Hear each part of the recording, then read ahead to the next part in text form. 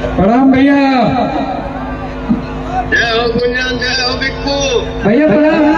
और ये देखिए वो इसको बनाओ ताकि हम कहीं भी टारगेट करके कोई गाना गाए हैं, चाहे कुछ भी, ऐसा कुछ नहीं है। हमारे बंगाल में जन्म भइल बा, ये मिल गया वो मिला दिया, बाकी आदमी टारगेट करके थोड़ी कोई काम करता है। तो लोग एक और बड़ी अपडेट लेकर सामने आ गए हैं। अगर चैनल को सब्सक्राइब किए रहोगे तब तो ऐसे अपडेट मिलेगा सबसे पहले।